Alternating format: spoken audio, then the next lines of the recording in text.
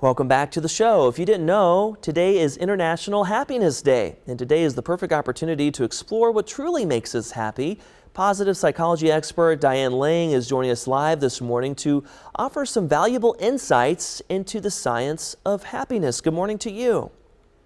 Good morning, Matt. Thank you for having me. Yeah, great to see you. We'll start with this. What are some of the more common misconceptions people have about what brings true happiness? So, a lot of the different myths that people have about happiness is the first one is that money will buy you happiness. And the truth of the matter is, money doesn't play as much as a role in happiness as people think. We need to have our basic needs met. So, if you're making a specific amount of money that covers your needs, if you get more money, it'll just make you a little happier. If you're really struggling with money and it's, do I pay my rent? Do I pay for food? Then yes, obviously making more money will work. But for everybody else, money is not really a big thing for happiness at all. So we really want to work on socialization. Okay, so again, we've all heard that expression, more money, more problems, but how can people identify what genuinely brings them joy? So what brings people joy is very individual because what makes me happy might not make you happy. So what I've noticed though with people with happiness is finding out what actually makes them People have happy. been searching high and low for the key to happiness for ages. They have been.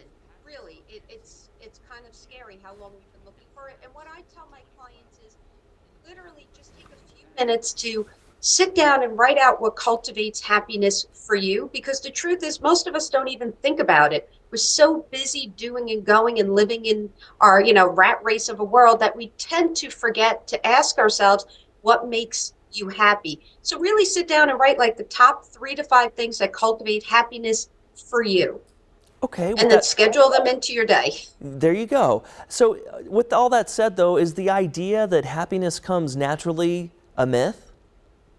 Well, so this is the science behind it. About 50% of your happiness is genetic, so that we know. 10% of your happiness is circumstances, but 40%, which is the nurtured part, is what's in your control. So we have about 40% control over our happiness, which is really powerful to know. It empowers us to know that we have some control over our happiness. Interesting. And then before we let you go, what are some simple daily habits that consistently boost happiness? So on this day of International Day of Happiness, some of the things you can do, and you can do it every day, is one, do random acts of kindness. Every time we pay it forward and we do an act of kindness, it's a positive emotion. We get a boost of happiness, and the person you do the act for gets the same boost. So it's a win-win. And just smiling at people every day. So if you could smile at about 10 people a day, smiling is contagious and it produces endorphins, that happy chemical.